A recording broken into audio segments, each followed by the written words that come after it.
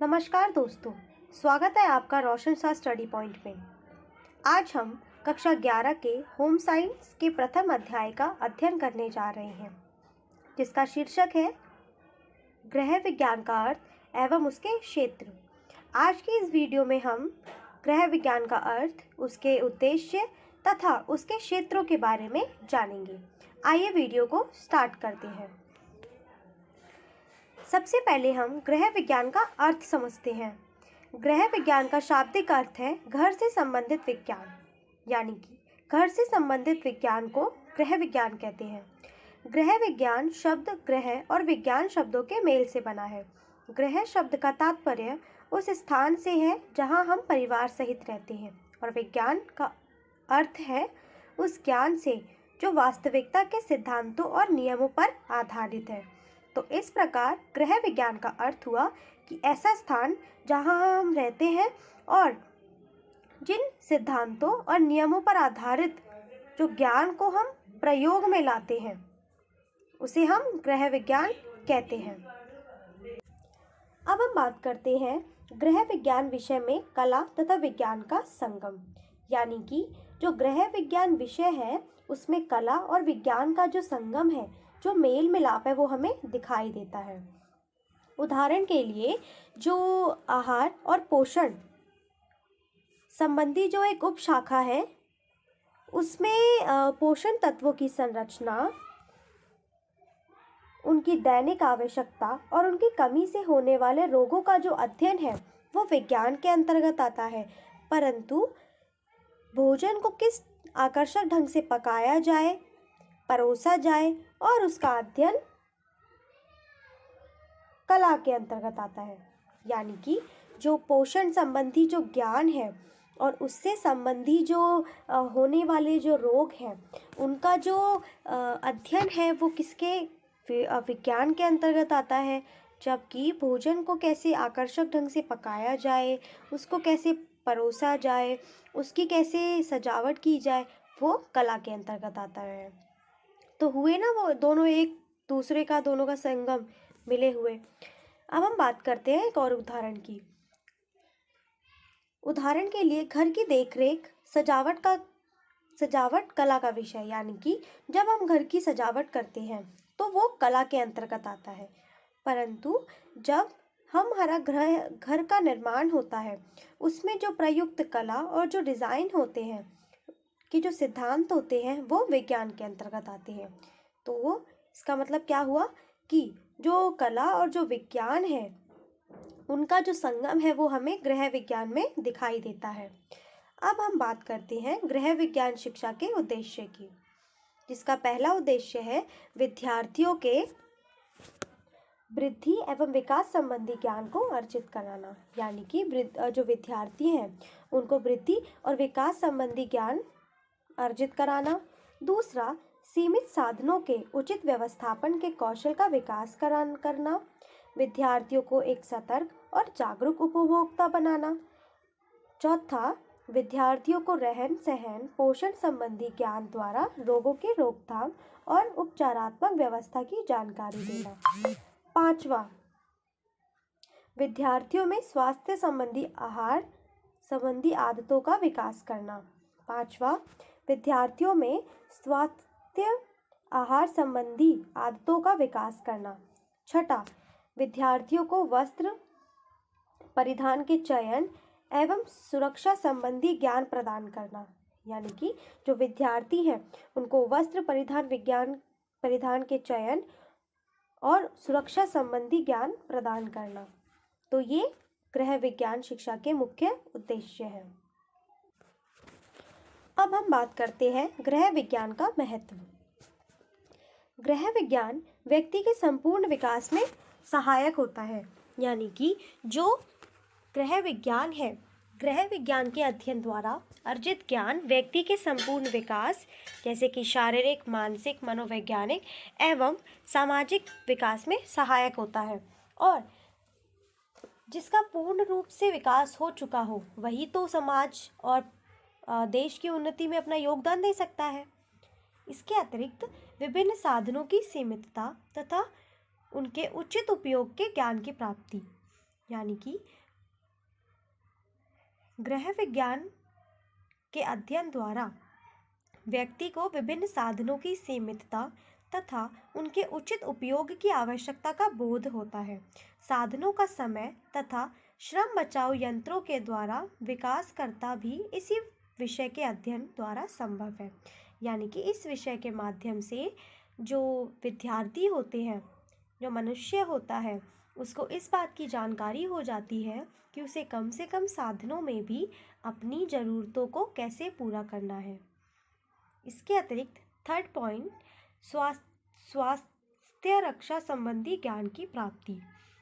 गृह विज्ञान के अध्ययन द्वारा शरीर विज्ञान और स्वास्थ्य रक्षा संबंधी ज्ञान व्यक्ति को स्वस्थ और निरोगी रखने में सहायता करता है। यानी कि जब गृह विज्ञान का हम अध्ययन करते हैं तब हमें स्वस्थ और निरोगी और स्वास्थ्य रक्षा संबंधी ज्ञान की प्राप्ति होती है, जिसके कारण मनुष्य स्वस्थ और निरोगी जीवन व्यतीत करने में सहायक होता है।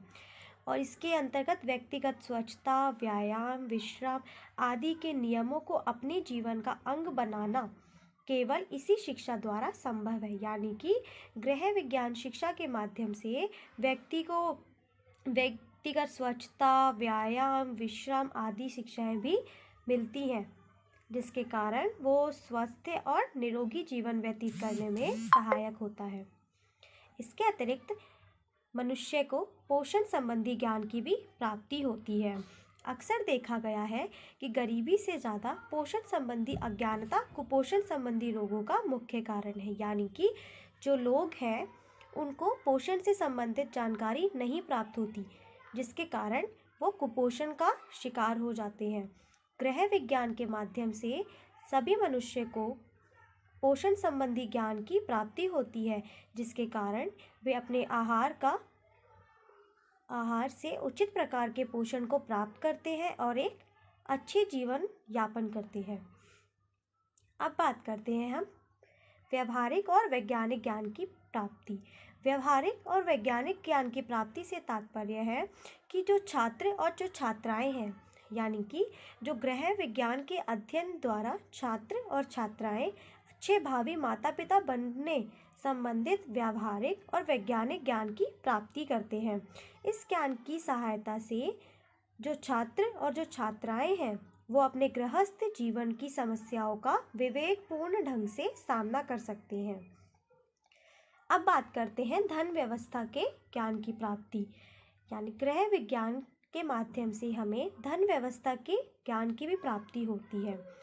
आर्थिक रूप से सुनियोजित परिवार सदैव सुखी और समृद्ध होता है। धन व्यवस्था से तात्पर्य है कि धन के अतिरिक्त अंतिम बिंदु प्राथमिक चिकित्सा के व्यावहारिक ज्ञान की प्राप्ति। गृह विज्ञान के माध्यम से गृह विज्ञान के अध्ययन द्वारा प्राप्त जो शिक्षा होती है, गृह विज्ञान के अध्ययन के दौरान प्राप्त प्राथमिक चिकित्सा के व्यावहारिक ज्ञान के कारण व्यक्ति होता है किसी भी आकस्मिक दुर्घटना के समय घायल अथवा रोगी व्यक्ति होता है उसकी सहायता कर सकता है। यानी कि गृह विज्ञान शिक्षा से हमें प्राथमिक चिकित्सा के व्यावहारिक ज्ञान की भी प्राप्ति होती है। जैसे कि यदि किसी आकस्मिक दुर्घटना के समय कोई घायल व्यक्ति हो अथवा रोगी हो तो हम उसकी यानी कि जो छात्र और जो छात्राएं हैं वो उसकी मदद कर सकती हैं। तो इसीलिए गृह विज्ञान का महत्व इन सारे बिंदुओं से स्पष्ट होता है।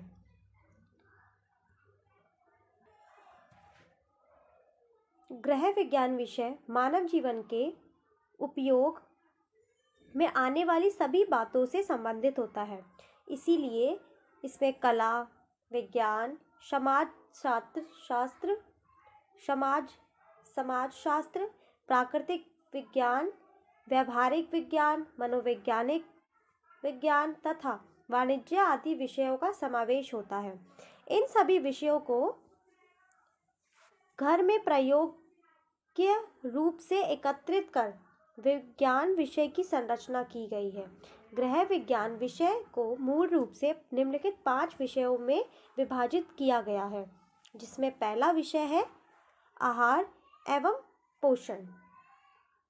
इसके अंतर्गत आहार एवं पोषण के अंतर्गत व्यक्ति के स्वास्थ्य से संबंधित आता है, जैसे कि व्यक्ति का जो स्वास्थ्य है वो ग्रहण किए हुए भोजन पर निर्भर करता है।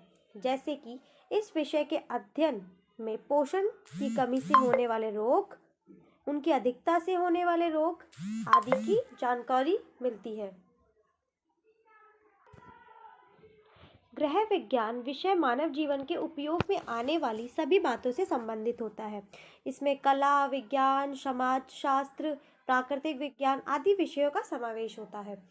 इन सभी विषयों को घर में प्रयोग योग्य रूप में एकत्रित करके गृह विज्ञान विषय की संरचना की गई है। गृह विज्ञान विषय को मूल रूप से निम्नलिखित 5 विषयों में विभाजित किया गया है, जिसमें पहला विषय है आहार एवं पोषण। आहार एवं पोषण व्यक्ति का जो स्वास्थ्य होता है ग्रहण किए हुए भोजन पर निर्भर करता है। इसीलिए जो स्वास्थ्य है इसीलिए जो आहार और जो पोषण संबंधी जो विषय है, इसके अंतर्गत आहार, पोषण,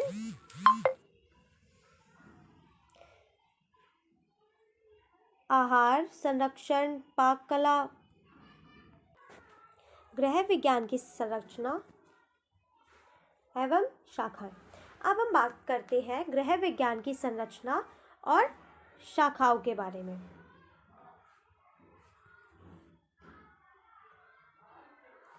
जिसमें पहली जो उसकी शाखा है वो है आहार और पोषण। आहार और पोषण जैसा कि हम सभी समझते हैं, आहार जो होता है यानी कि जो व्यक्ति का जो स्वास्थ्य होता है वो किस पर निर्भर करता है, वो उसके द्वारा खाए हुए भोजन पर निर्भर करता है कि वो आहार किस प्रकार का ले रहा है। तो इसीलिए इसके अध्ययन में पोषण की कमी और अधिकता से होने वाले रोग, आहार आयोजन, आहार संरक्षण, पाक कला, उपचारात्मक आहार आदि की जानकारी दी जाती है।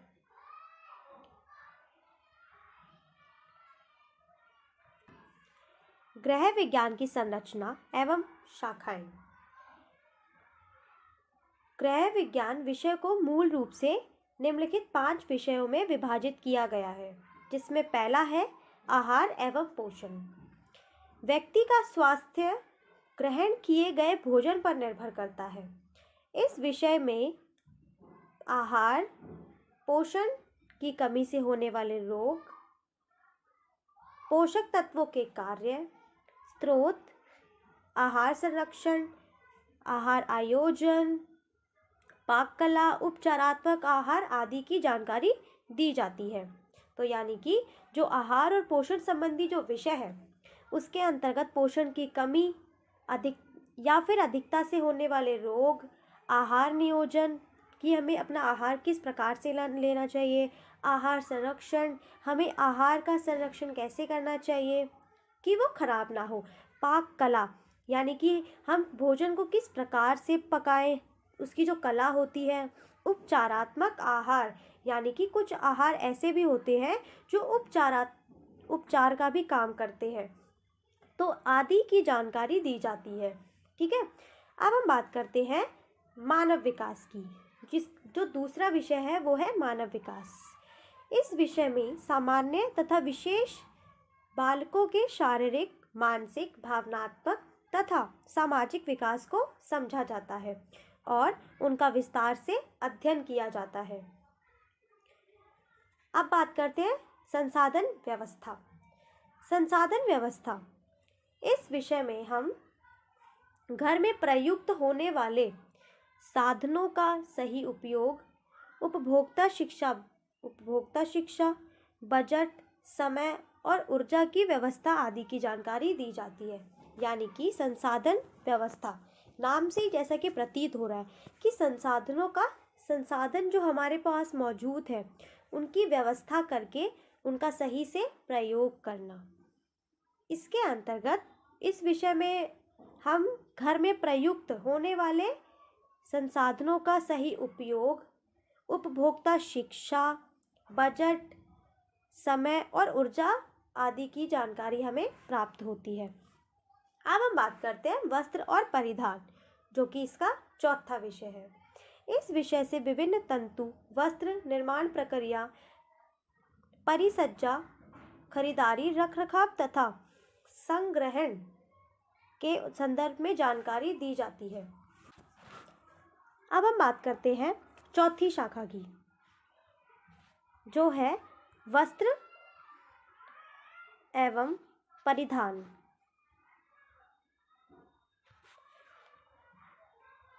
आधुनिक युग में वस्त्र व्यक्ति के व्यक्तित्व का अभिन्न अंग है। वस्त्रों से व्यक्ति की योग्यता और आंतरिक गुणों का परिचय प्राप्त होता है। इस विषय में क्या है ना कि हम सभी जानते हैं कि जो वस्त्र होते हैं वस्त्र व्यक्ति के व्यक्तित्व का अभिन्न अंग है और वस्त्रों से ही व्यक्ति की योग्यता और आंतरिक गुणों का परिचय प्राप्त होता है। इसीलिए इस विषय में हम विभिन्न तंतु, वस्त्र निर्माण प्रक्रिया, परिसज्जा, खरीदारी, रखरखाव, संग्रह के संदर्भ में उचित जानकारी दी जाती है। यानी कि वस्त्र और परिधान विषय में हमें विभिन्न तंतु, क्योंकि तंतुओं से मिलकर ही तो वस्त्र का निर्माण होता है। उसके बाद तंतु मिलकर ही वस्त्र का निर्माण करते हैं। फिर वस्त्र निर्माण प्रक्रिया, वस्त्रों का निर्माण किस प्रकार से होता है उस प्रक्रिया के विषय में। परिसज्जा यानी कि जो सजावट होती है, जो कपड़ों पे, जो वस्त्रों पे जो साज सज्जा होती है उसकी जानकारी। खरीदारी कि किस प्रकार से खरीदारी होती है।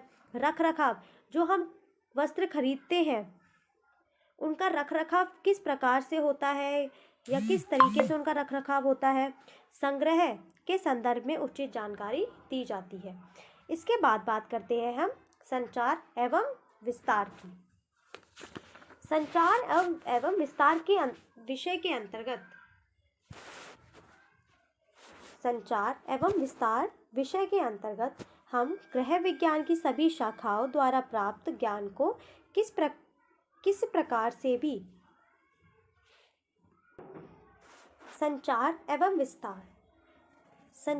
विस्तार इस विषय में गृह विज्ञान की सभी शाखाओं द्वारा प्राप्त ज्ञान को किस प्रकार से सभी तक पहुंचाया जाए और इसका उपयोग समाज कल्याण के कार्यों में किया जाए, यह शिक्षा दी जाती है। यानी कि जो संचार और विस्तार, संचार का मतलब होता है कम्युनिकेशन, मतलब हम किस तरीके से संचार एवं विस्तार इस विषय में गृह विज्ञान की सभी शाखाओं द्वारा प्राप्त ज्ञान को किस प्रकार से सभी तक पहुंचाया जाए, इसका उपयोग समाज के कल्याण के कार्यों में किया जाए, यह शिक्षा दी जाती है। अब हम बात करते हैं गृह विज्ञान का क्षेत्र, यानी कि गृह विज्ञान का क्षेत्र कितना विस्तृत है, इस बारे में हम अभी चर्चा करते हैं। अब हम बात करते हैं गृह विज्ञान के क्षेत्र की, यानी कि गृह विज्ञान का जो क्षेत्र है उसके अंतर्गत क्या क्या आता है।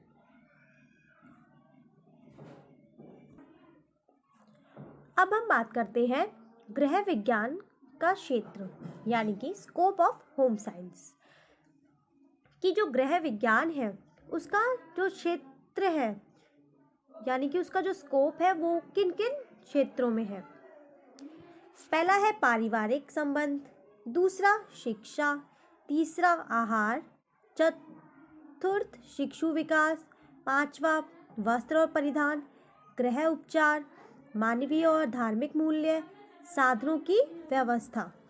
यानी कि गृह विज्ञान के अध्ययन द्वारा या अध्ययन के बाद आप पारिवारिक संबंध जो है उन्हें अच्छा कर सकते हो, आप शिक्षा में रोजगार प्राप्त कर सकते हो, आहार और पोषण संबंधी आप कार्य कर सकते हो, शिशु विकास संबंधी आप कार्य कर सकते हो, वस्त्र परिधान संबंधी जो से संबंधित जो कार्य होते हैं उनको आप कर सकते हो, उस क्षेत्र में आप काम कर सकते हो। गृह उपचार में भी जो गृह उपचार जो क्षेत्र है उसमें भी आप कार्य कर सकते हो। मानवीय और धार्मिक मूल्य जो होते हैं वो भी हमें गृह विज्ञान के माध्यम से प्राप्त होते हैं, तो आप उस क्षेत्र में भी कार्य कर सकते हो। और साधनों की व्यवस्था, कि हमें साधनों की व्यवस्था किस प्रकार से करनी है, ये जो क्षेत्र है इन सारे क्षेत्रों में आप किसी न किसी रूप में कार्यरत हो सकते हो।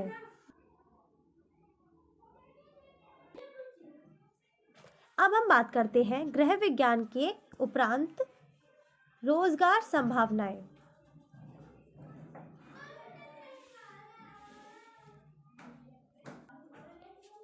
अब हम बात करते हैं गृह विज्ञान शिक्षा के उपरांत रोजगार संभावनाएं। गृह विज्ञान शिक्षा जगत का अति विकसित क्षेत्र है जो जीविका उपार्जन की असीम संभावनाएं प्रदान करता है। गृह विज्ञान शिक्षा के पश्चात विभिन्न व्यवसायों पर प्रकाश डालती है। पहला है आहार एवं पोषण। इसके अंतर्गत आहार विशेषज्ञ, होटल प्रबंधक, खाद्य परिरक्षण, बेकरी, मुर्गा पालन, कृषि अनुसंधान, अध्यापन कार्य आदि व्यवसाय प्राप्त है। इसके बाद वस्त्र परिधान। इस वस्त्र परिधान क्षेत्र के अंतर्गत वस्त्र सज्जाकार, बच्चों के कपड़े बनाना, वस्त्र निर्यातक, सिलाई, कढ़ाई, बुनाई, अध्यापन कार्य आदि के रोजगार की संभावनाएं हैं। अब हम बात करते हैं तीसरे, संसाधन व्यवस्था।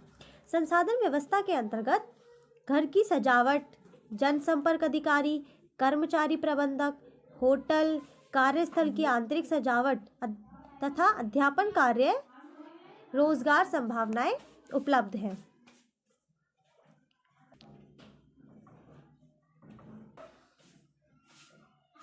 इसके बाद बात करते हैं चौथा, मानव विकास। मानव विकास के अंतर्गत कृत संस्था, अध्यापन कार्य, विशेष शिशु की देखभाल, शिक्षा, बच्चों के लिए शिक्षा सामग्री, खिलौने तथा कपड़े बनाना आदि रोजगार की संभावनाएं हैं। तो आप गृह विज्ञान के अध्ययन द्वारा आहार एवं पोषण क्षेत्र, वस्त्र परिधान, संसाधन विकास व्यवस्था, मानव विकास आदि क्षेत्रों में रोजगार की प्राप्ति कर सकते हैं। धन्यवाद। इसी के साथ हमारा विषय समाप्त हुआ। आप सभी को मेरा धन्यवाद।